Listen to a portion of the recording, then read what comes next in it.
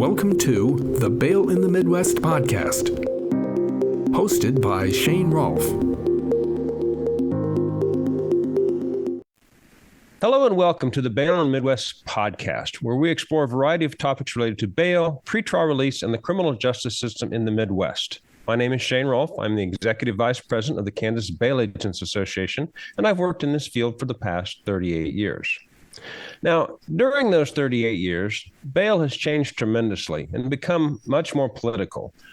Kansas, like many states, didn't really have any sort of organized bail bond association. Some existential political disaster would flare up and a handful of bail bondsmen would scramble to try and counter it, and many states were in the same situation. Over time, however, this became a poor strategy. More organized groups got the ear of activist judges, and those judges were far closer to the levers of power than 3 or 4 bail bondsmen were. I remember probably 30 years ago, I was at the state capitol testifying about a bill, and a lobbyist for the Judicial Council took me aside and told me that as bail bondsmen, we really needed some sort of association to advocate for our position. I was concerned that this seemed a little unseemly as, I was younger and, more naive, I guess. And he said something that stuck with me for years. He said, somebody's ox is always being gored up here being at the legislature. You just need to make sure it's not yours. Now, decades later, most states have bail bond associations working diligently to protect their oxen from being gored. My guest today is in the heat of a battle that could dramatically impact bail in her state. Shelly Alexander is the president of the Tennessee Association of Professional Bail Agents, an acronym I always have problems with. Shelly, welcome to the podcast. Thank you. Now, TP or TAPBBA is always sticks in my throat somehow. So tell us a little bit about your backstory. I don't really have much on that. So how did you get involved in bail world here?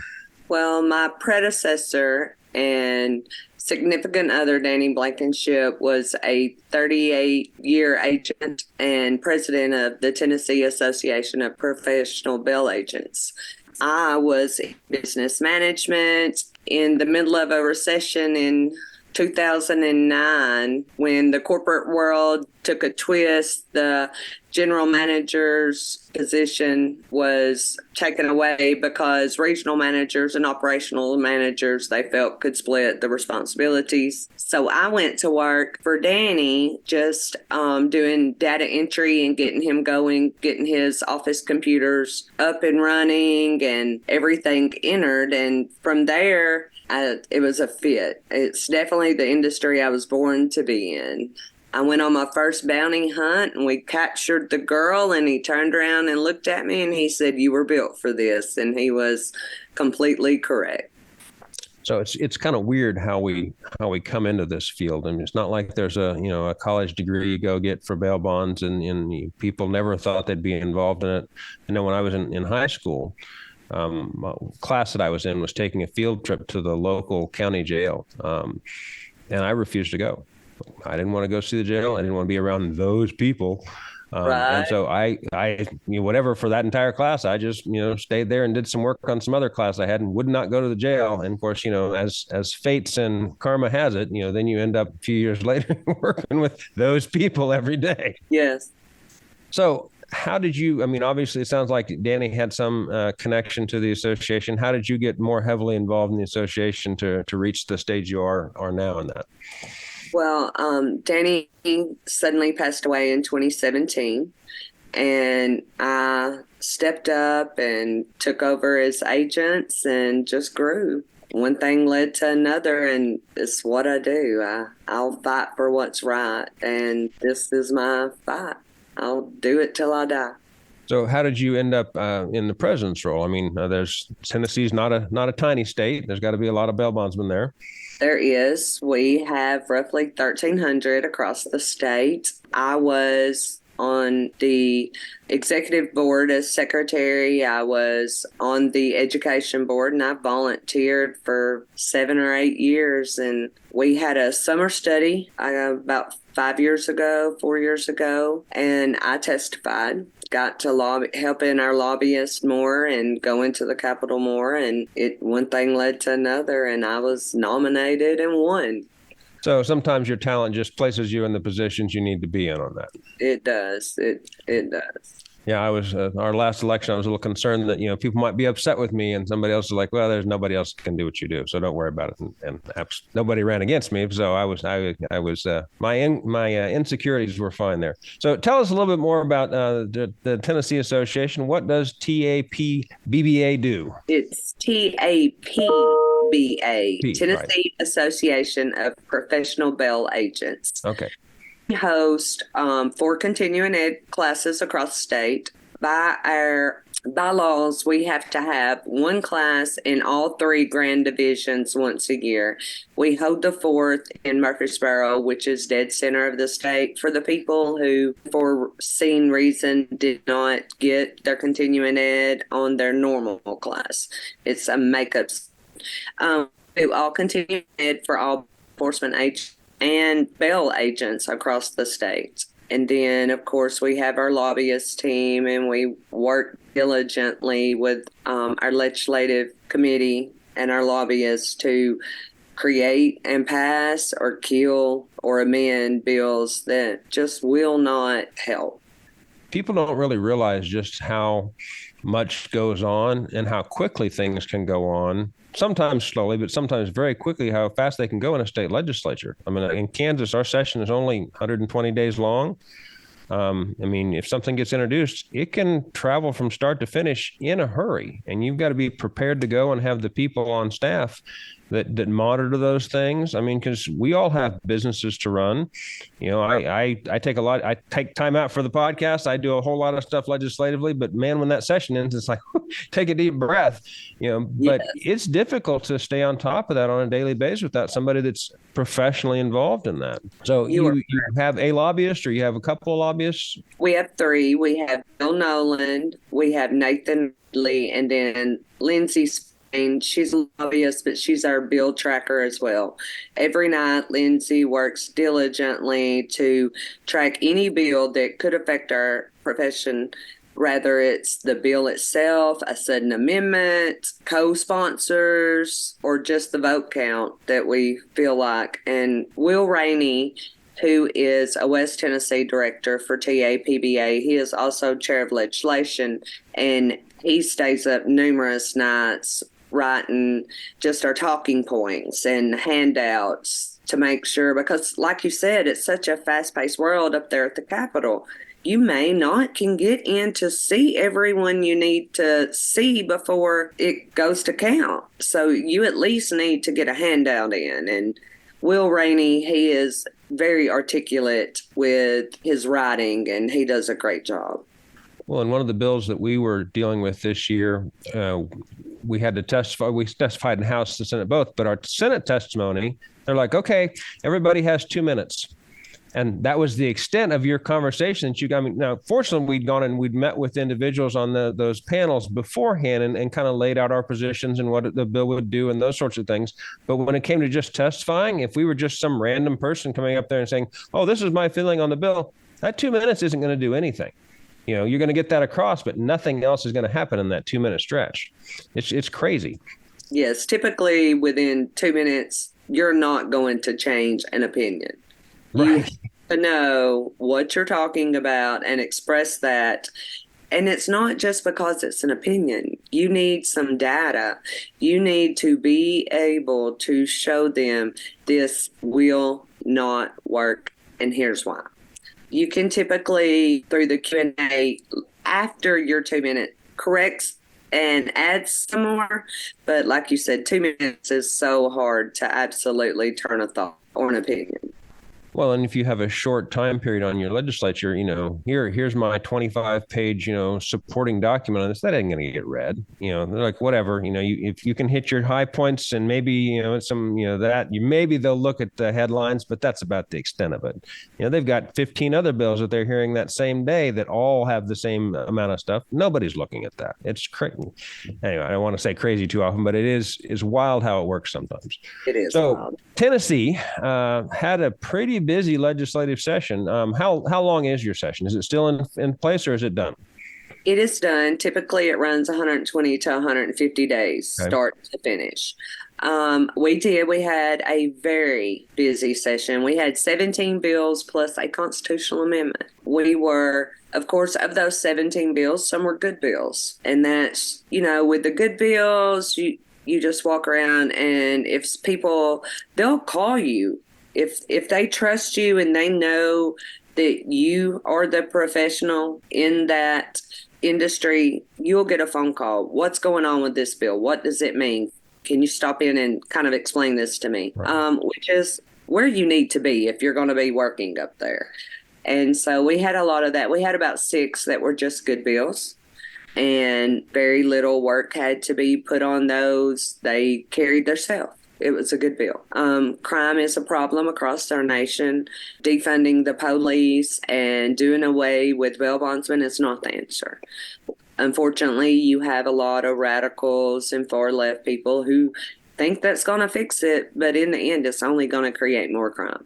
So our constitutional amendment went, the first year it had to have a 50% vote to pass. It did pass. There is definitely problems that people seen, but a lot of our legislators felt like, because it's the power hitters that are carrying this constitutional amendment, that the first year was a free year. We were able to get a lot of data out. We are still working on data, getting ready to have a summer study in August pertaining to jails and the state expense and how many jails this constitutional amendment will cause to have to be built.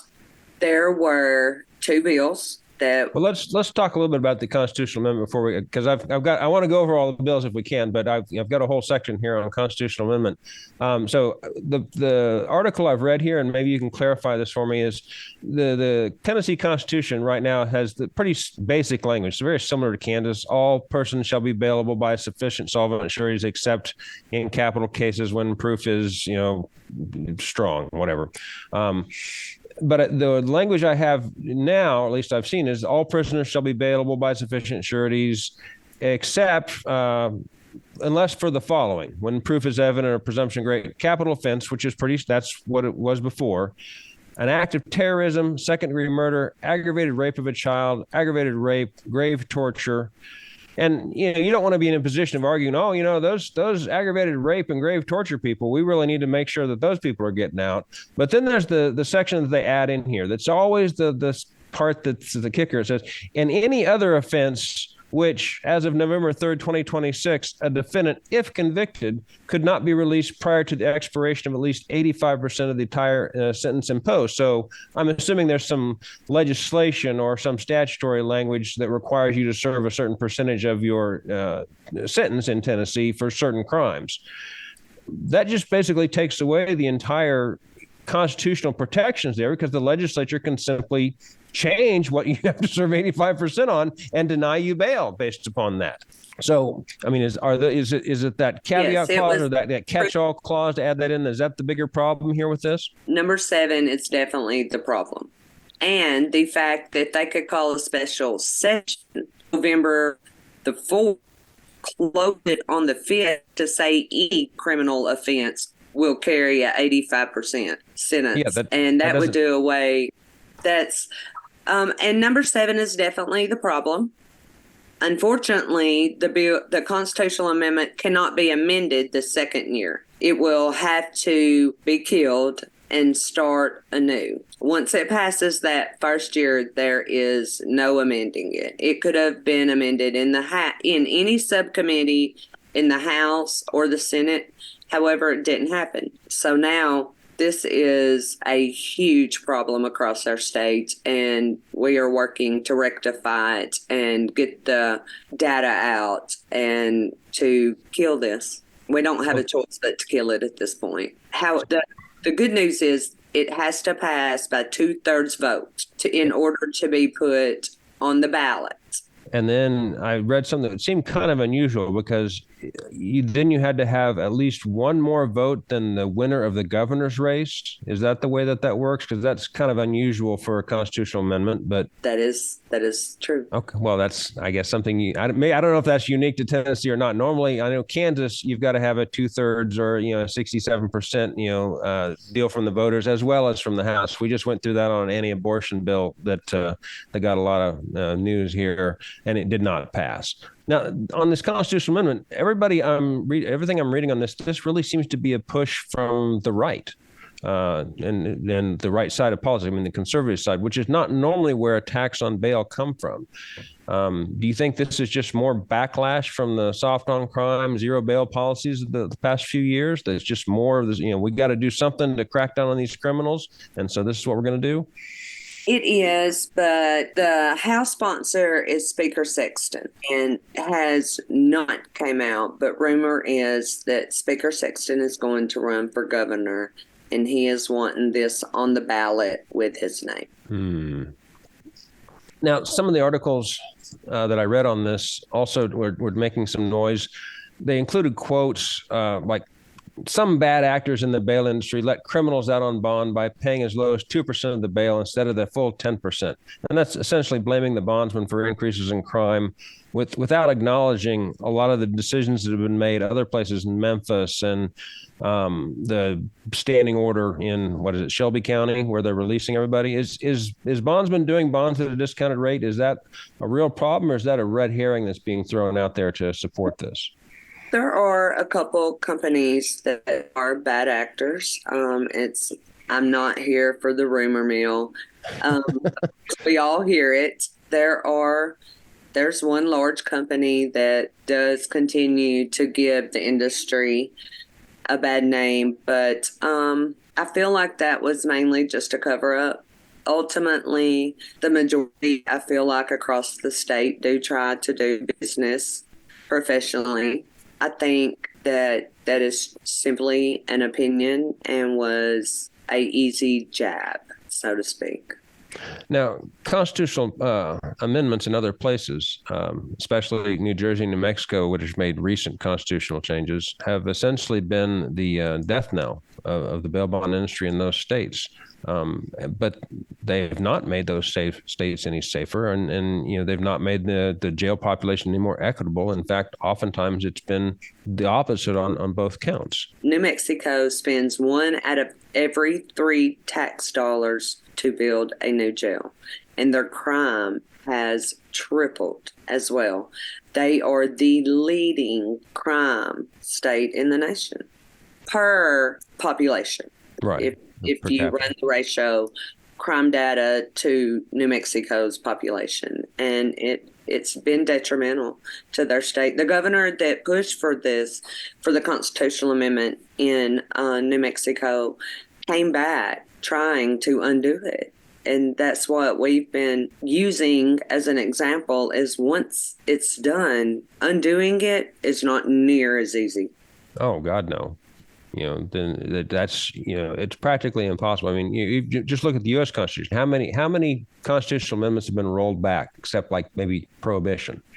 Correct. I mean, I don't think there's been that many constitutional amendments that have ever been repealed. And what a lot of legislators don't sit down and look at is repeat offenders.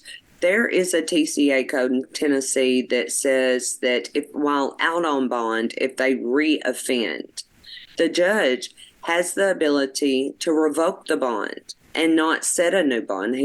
Our judges have that choice. How do they get around the constitutional as it currently stands now? I mean, because it basically says you shall be bailable.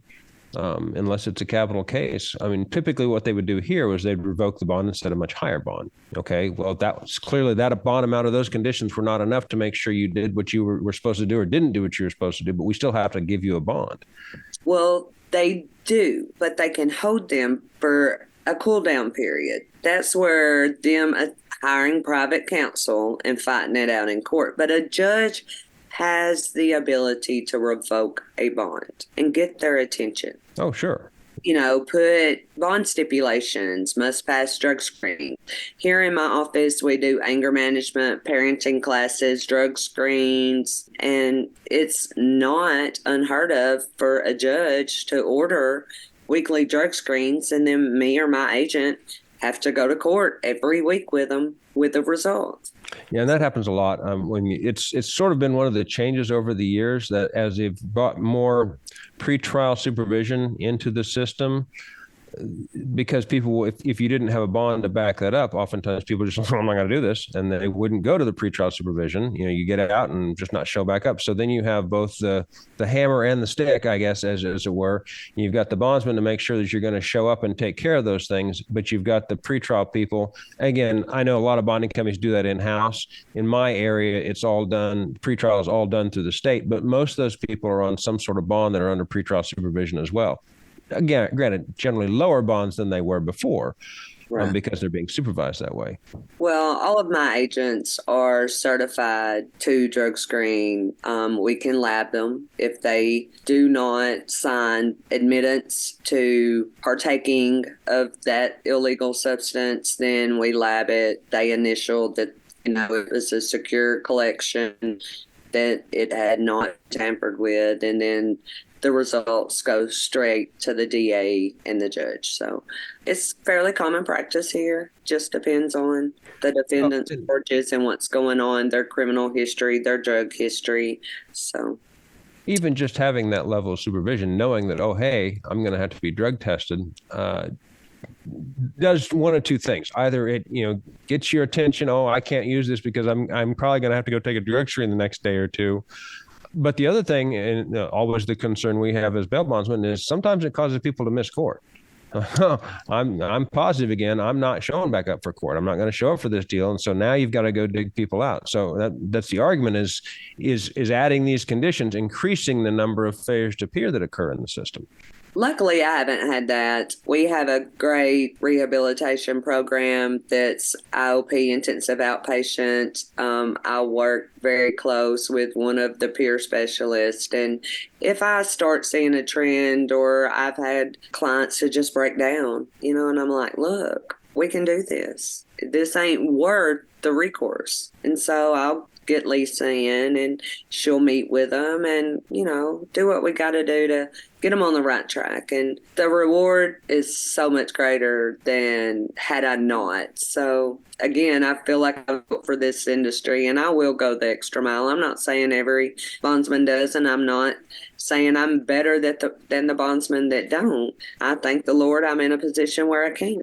So, the next thing you were saying, that I told you that judges, there are TCA codes to cover maybe a little more strong bond conditions, or the judge can hold them for a cool down phase, or sometimes our judges are the problem. Shelby County had issues with a judge not setting any bonds. They had a DA that would not prosecute. And Senator Brent Taylor has fought and fought to beat that, and has done a great job the last two sessions. Really, he has. Our Senator Frank Nicely from East Tennessee, when they were voting on this constitutional amendment on the Senate floor, and Senator Taylor brought up the fact that his judges and DAs were doing practicing the way they were. Senator Nicely said that maybe it's time that we bring a judge and a DA in every session. It takes 2/3 vote to remove that gown, to take that position. But if they're not following the laws we created and following the system that's in place, changing this Constitution is not going to fix it. It's removing the bad actors, just like there's bad actors in bail. Every industry and every branch or arm of the criminal justice system, you will find a bad actor. Maybe it's they don't understand. Our judges and clerks only have to have 3 hours of continuing ed a year on bail law. In 3 hours, you're not going to learn it. It's took me 15 years, and I don't know it all. All the years that I've been involved in legislative action, and I've wondered this as well, because we see this more at the federal level. I have never seen a judge have to come up and testify before any sort of committee about any action they've specifically taken. I mean, I've seen judges come up and testify, because they're advocating for some sort of change. I had one particular judge who's now since retired that was always opposing bail-related issues that we were pushing. But I've never seen them actually call a judge on the carpet and go, hey, what about these rulings you made here? Why, and have this. Now, part of that could be that in legislature, like in Kansas and in Tennessee, they don't have long, ongoing legislatures that are in session all the time. If you only have, 4 months to get things pushed through and get things done in a budget and all that other stuff, you may or may not have time to go, we're going to have an inquisition on a particular judge or DA.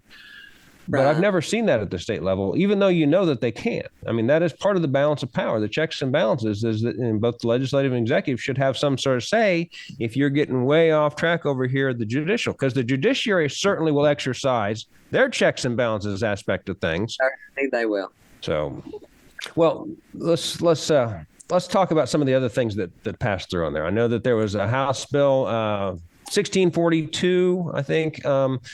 Seems to be a direct response to bail reformer arguments that people with no money in their pockets should simply be released, regardless of any other factors. I think that the idea was that they were removing some portion of the consideration of the defendant's finances from the determination in how much they should set their bond at. It was the defendant's ability to pay. Leader Lambert carried that bill. He absolutely understands bail. So what we were seeing a lot of is judges RORing. And again, we're talking about Shelby County was the main problem. His release on recognizance, because the magistrate would ask the defendant, well, how much money do you have? Well, I have none. Well, you're sitting in a booking booth. Of course you don't. But how much do you have access to? And, 9 times out of 10, it's the family that pays the consequences when a bail's made. Your co-signer, So that was a great bill that he understood the bail system. Well, I've never really cared for that question. I don't have enough money with me to post this bond. Well, you probably wouldn't. But I've also, seen people get arrested and, they got possession of $300 worth of cocaine. And it's like, well, I couldn't possibly afford this $1,500 bond. Well, maybe you could have if you hadn't spent all your money on the cocaine. Precisely. So, now, one of the arguments against that particular bill, and I think that's probably one of the arguments that's being talked about with the constitutional amendment as well, was that it would increase jail overcrowding. If you're going to basically take away the consideration of the defendant's finances and look more at public safety when you're setting bond, is that going to cause the jail population to go up? We've not seen that. Now, we studied it. Our lobbyists studied it. And no, I don't foresee that being a problem. Well, one of the articles that I read on this talked about there was some sort of study that's showing that Tennessee's pretrial detainee population grew nearly 40% from 1991 to 2018. So however many 30 years, I guess that is.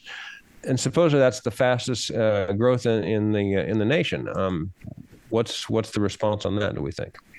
That is going to be hugely to our community bail funds being created, which I don't support. They don't do what they should. It's Georgia. Well, I'll talk about them too. But when I saw this, I kind of did a quick Google search on the population of Tennessee, and I think it's 7 million-ish about now.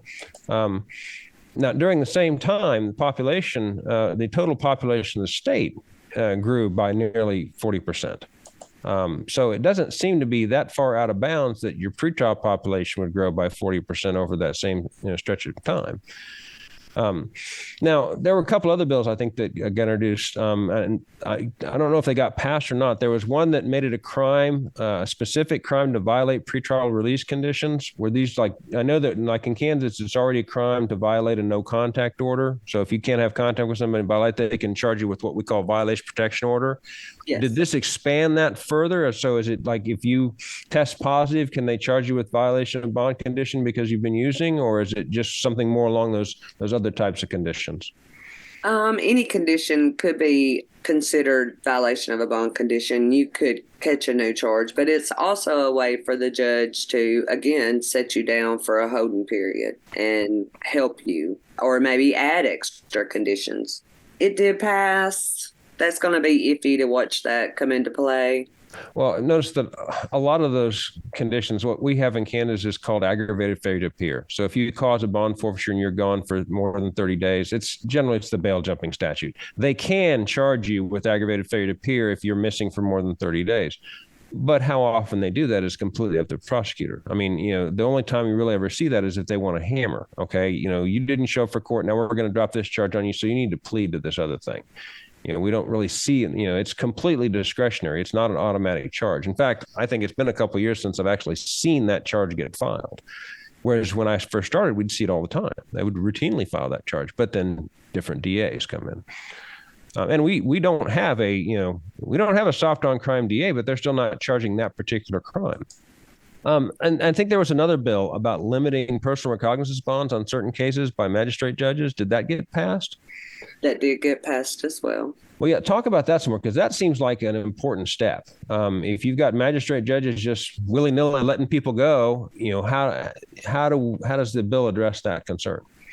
It makes it where a elected judge has to be the one to ROR, and they have to write down why they ROR'd or set a bond. So the defendant's criminal history. Magistrates were RORing quite a few defendants across the state, and that was a problem.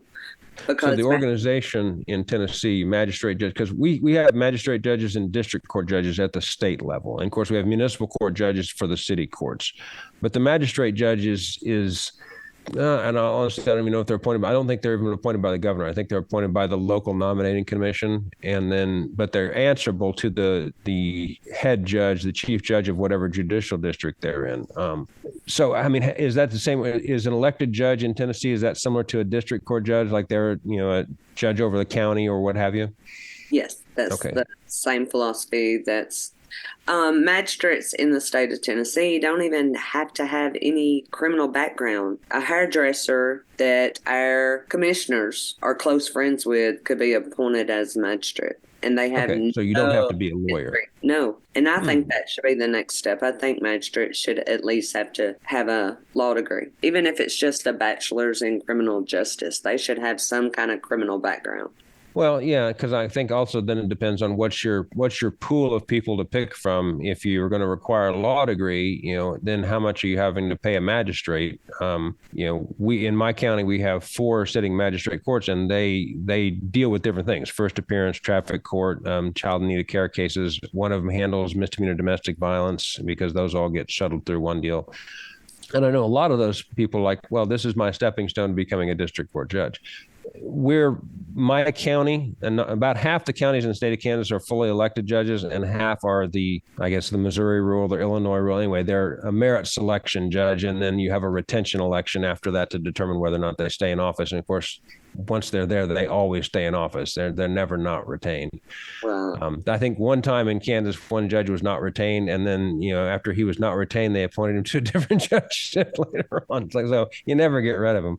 So, but the district court judge would then have to approve the signature bond on an individual basis and make a finding on the record of why the bond was set. Yes. So, I mean, did you get a lot of pushback from the judges? Because my experience is they don't really like being told that they have to justify themselves. Well, it was amended to where if a bond was set, they didn't have to do any findings, only a ROR. Ah, okay. Only a ROR. So we were able to cut that out completely and amend it. Well, that might be something to look at here, because what we're seeing a lot of here is, in particular in the neighboring county, which is a very, very left-wing county, has a big university in it. But I'm seeing people get arrested on warrants there that they failed to appear, and they've issued warrants for them, and the bond on the warrant is a signature bond. It's like, you gave them a signature bond, they didn't go to court the first time. Now you've issued another warrant with the signature bond on it. What are the odds that they're coming back this time around? They're not coming back again, Judge. No. But it is just classic revolving door. I mean, if you could create some sort of scenario where the judge had to, because they really get worked up when you start setting parameters. If this person has a failure to appear, you cannot give him a signature bond. And then they'll come up with this off the wall. Well, what about this one guy who's cooperating with the police and we need to be able to let him go on his own? It's like, stuff that never really comes up. And then using that to systemically dismantle your bond system. So take us on a tour of the state here. I've got four big counties in Tennessee. Hamilton County is the one that when I first started doing all this, I really kind of had to get myself up to speed and trying to figure out how all this worked. And so there was a whole lot of legal research I did when I was younger. My mother had a background as paralegal. That was where some of my training was on this. And so I would spend a lot of time, on a motion for judgment on bond hearing or something like that. Okay, here's what my defenses are. Here's what I can do. And so I kind of, one of the ways I brought myself up to speed on that was that. And Hamilton County seemed like, those judges, there was a time there that there was all kinds of litigation coming out of Hamilton County, which I believe is Chattanooga, right? That is correct. Okay. And because we'd gone there once on a trip when I was in high school. It's like we walked up Lookout Mountain and stuff. But what's going on in Chattanooga? It seems like, is that still a hotbed, bail reform thing, or is that kind of toned down? No, it's toned down. They, of course, election, I believe it probably 5-6 years ago when Charlie White was still with us on the board. Really, Charlie went to Chattanooga. He lived in or from that area and worked closely with them and managed to get everything kind of smoothed out, the system. You don't really hear a lot from Chattanooga anymore. Well, I guess that's good. But Shelby County, on their hand, that's Memphis, right? That is Memphis. Okay. And one of the articles I was reading on that was that it had introduced a standing bail order, which is kind of, I'm assuming, similar to the Harris County stuff where they were letting everybody go. Correct.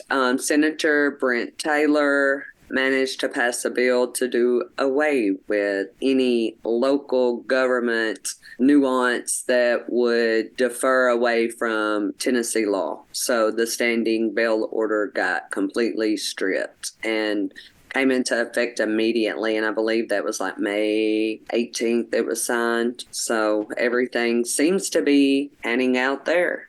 So are we seeing, does it seem, obviously these things it's not like you turn the light switch on and off, but are we starting, that's only been a month, but are we starting to see, I guess, more bonds or, we're getting a drop off in crime, or are we going to get that summer surge and then they're going to say it doesn't work, we need to go back to what we were doing?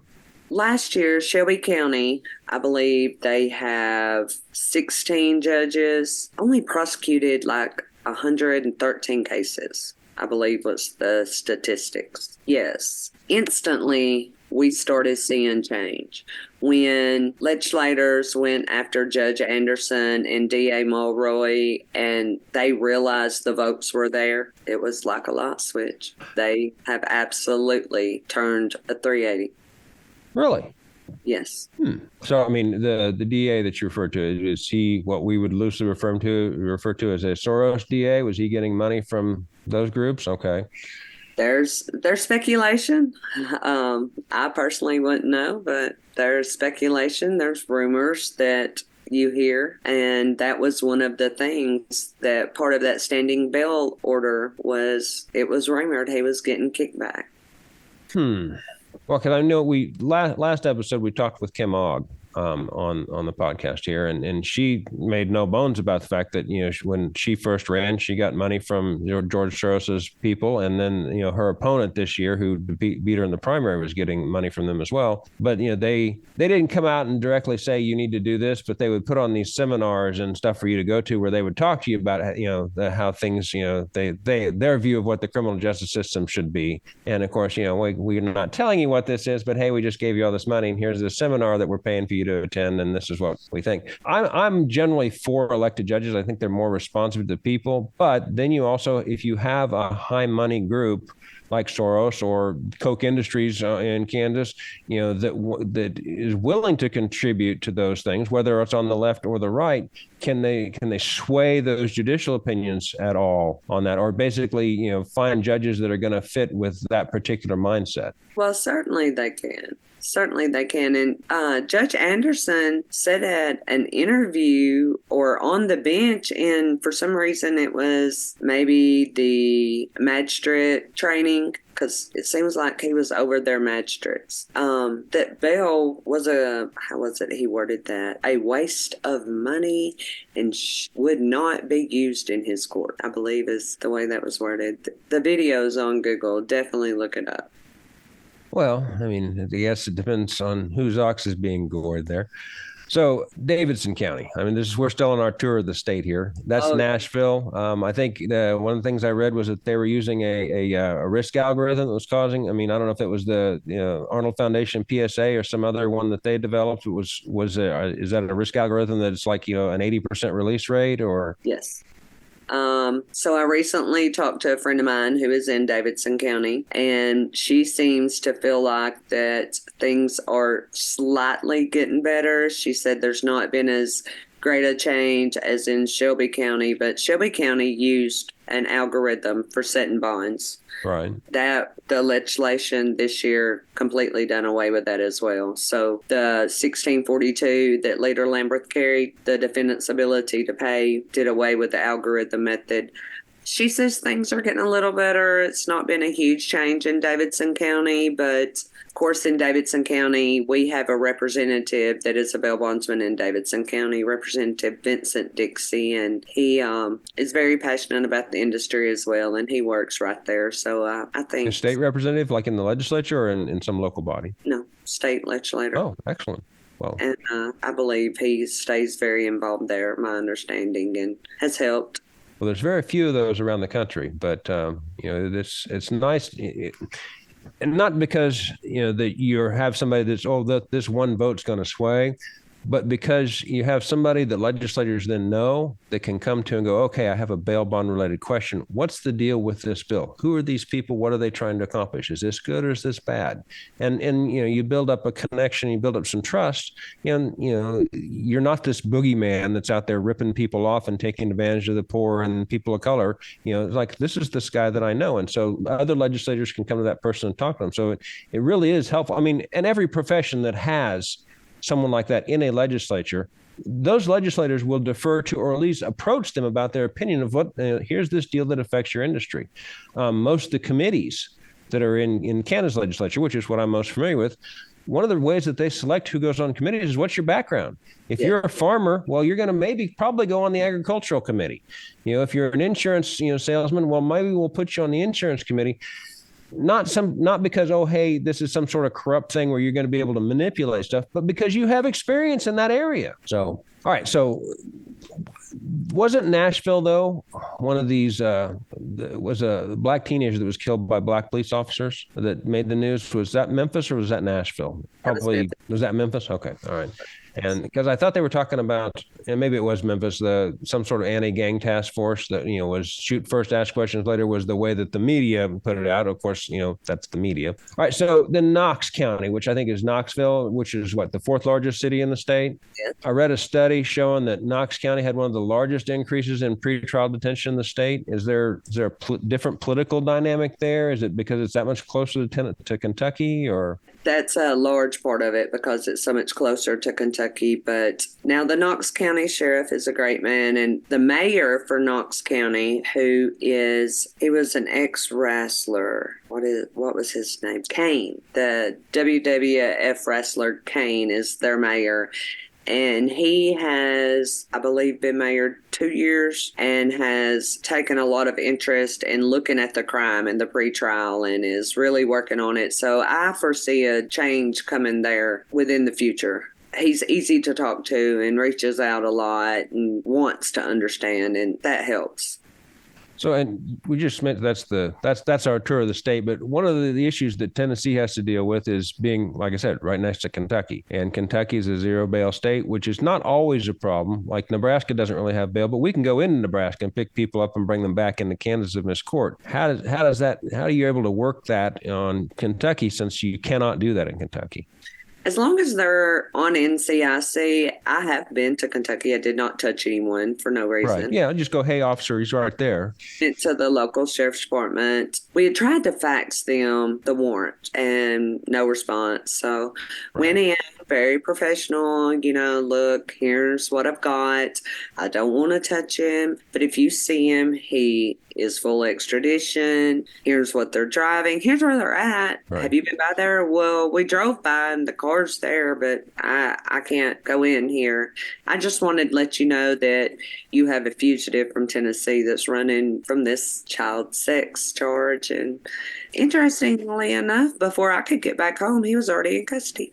Well, my experience on that, even in places where you can't pick people up or you can't remove them from the state, the police really do like to get those people back into custody. I mean, generally when the police department is working the way it should, they're all for, hey, this person's got a warrant. I want him out of my jurisdiction. Because they know that, hey, if this guy's got a warrant from some other jurisdiction, he's likely to commit some sort of crime here too. And you can't go in there rogue, demanding. Like, I just went in there as peaceful as I could and just wanted to let them know what I knew. And they were very accommodating. And like I said, before I could get back home to Lexington, Tennessee, my defendant was in custody and I just paid transport. So let's talk about one other aspect of here, because I know that this was a hot button issue for a while, and we kind of touched on it earlier, but it's charitable bail funds. I know that there was a big one going on in Hamilton County, but when I looked at, apparently you can look at the outstanding bonds in Hamilton County and looked at that, and they only had like 8 people on bond. Wasn't one of the people there in Hamilton County in Chattanooga, wasn't the person running their bail fund a convicted felon that made the news? I know there's been several of them around the country that have been in that situation, but that is correct. And if you look up TCA code 4011-316B1, so just ironically, my book was right here. Oh, there we go. So I take it there was some sort of, action on the legislature to correct that issue after that event. So that is correct. And they are going, to my understanding, be a rather hot topic this next session, and it's 4011-116B1. Okay. And it says that release the defendant into the care of some qualified person or organization responsible for supervising the defendant and assisting the defendant in appearing in court. This supervisor shall maintain a close contact with the defendant, assist the defendant in making arrangements to appear in court, and where appropriate, accompany the defendant to court. The supervisor shall not be required to be financially responsible for the defendant, nor to forfeit money in the event the defendant fails to appear. So that wouldn't necessarily apply to a charitable bail fund, would? I mean, that's basically if you come in and go, okay, I've got this group here that wants to manage people, that then you get the court to authorize release into that group's custody or care. That is how they're operating in the state.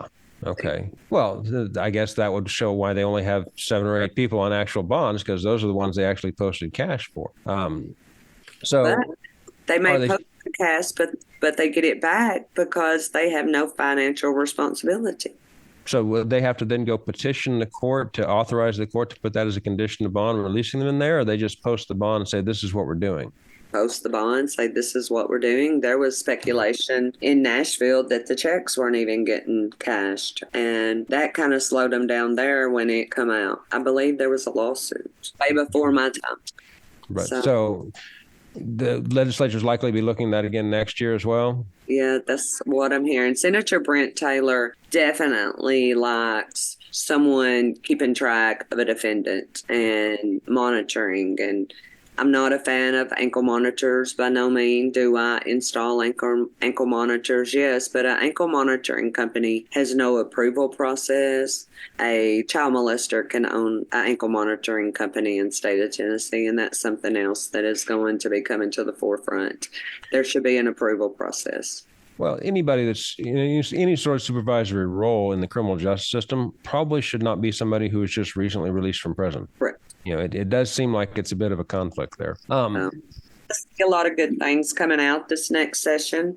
We're going to continue to expose the issues with the constitutional amendment. Of course, that number 7 we talked about would add, right now we know of 74 charges that would not be a bailable offense. And that absolutely takes our innocent to a proven guilty stance and makes it a guilty till you prove yourself innocent stance. And that's a problem in the system. So what is your mix as far as Republican to Democrat in Tennessee? I know that in Kansas we've got a supermajority. I don't know if you're in that same range. Super majority Republican. Okay, because I mean, the same people that are crying about, financial bail is unfair because of the presumption of innocence. Well, don't seem to be standing up saying, well, wait a second, we'll just lock you up without bail at all. What does that do to the presumption of innocence? Exactly. And at least they get out, they're being monitored, someone is tracking their court dates for them. My system sends them a text message the day before. My agents go to court. When the judge resets that court date, we know the date. We come back in that next morning and enter it in the system. They're getting notified. Right. So they've got their text message notification. Yeah, I know Captiva and a couple other companies do that as well. For us little small independent property people, we don't always have access to the same software. If TAA, if the Tennessee Association, told you that sticks in my throat all the time. If the Tennessee Association wasn't standing in the breach, what would happen with this amendment, do you think? I mean, did they just roll over it? I would typically be afraid, but our legislators are very intelligent. We have quite a few attorneys or ex-law enforcement and military. We have a great caveat of people in our legislature that truly understand, and I think they would see it anyway. Maybe not as soon, that would be the fear, but it's being exposed. And, there were multiple times we would go into meetings and a legislator would say, look, it's just the free year. It's going to be okay, but be ready to fight this next year because you're right on these issues. The problem is it's going to move fast and you have to get the word out quick. Well, and those same people may not be in office next year. I mean, I don't know what your election cycle is, but most of our Senate and all of our House is being overturned this year. So, it's going to be a completely different cast of characters up there next year. Not completely. Not a lot of those people the same people are going to be back, but there's going to be some half of my Judiciary Committee. I don't want to say half of the Kansas Judiciary Committee on the Senate side is gone. They're either not seeking re-election or they've retired or what have you, or they've already lost. And it's like, these are all the people we knew all these years, and now half of them are gone. So far, we only have 2 that we know aren't coming back. It is election year, but the people that are there have been there for quite some time, and hopefully we'll be able to keep them in their place.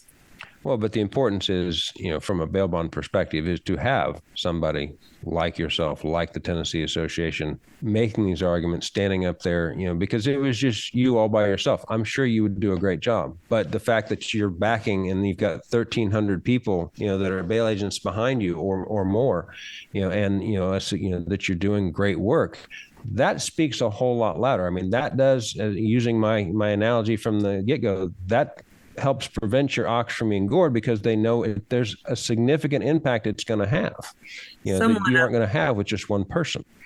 Everyone up there's got a friend that's a bail bondsman. I'm not saying they use them. There's bail bondsmen in all 95 counties. So that's, making sure that our players are being professional and doing business the right way and not being the one that gives you a black eye is essential. But they all know at least one bail bondsman. And so we stress during all of our courses, your professionalism, the way you conduct your business. Don't be the one they're talking about that says does it for 1% and 3%. That's our hope. They're listening. Well, thank you, Shelly, for taking the time to talk with us today. You have a real fight on your hands with this constitutional amendment, and we absolutely wish you the best in that fight. I think it's important. We don't want to start seeing states dropping like dominoes on these constitutional amendments. And if it's your turn to be up, just let the rest of us know what we can do to help. Well, I appreciate that. Just Be ready. The articles are coming out. They're going to start yeah. coming out by the dozen soon because, again, it's election year. There will be some legislators that try to use this for their campaign. So it'll be okay. All right. Well, thanks for taking time out of your day. I know that you've got another meeting coming up here, so I'll let you get on to that. And we do appreciate you taking the time, Shelly. Thank you. Have a blessed day. You too. Thanks. Bye-bye. We would like to thank our guest, Shelly Alexander, for taking the time to speak to us today. Tennessee is absolutely right to push back against the policies that have caused crime to increase and damage public safety in their state. But it is important that this not go too far, and the Tennessee bail bondsmen have their work cut out for them to prevent their ox from being gored, as well as to maintain the integrity of the criminal justice system in the state of Tennessee. We hope that you'll join us on the next episode of the Bail in Midwest podcast, where we'll continue to bring you conversations with people involved in the criminal justice system. Join us again next time for the Bail in the Midwest podcast, hosted by Shane Rolf.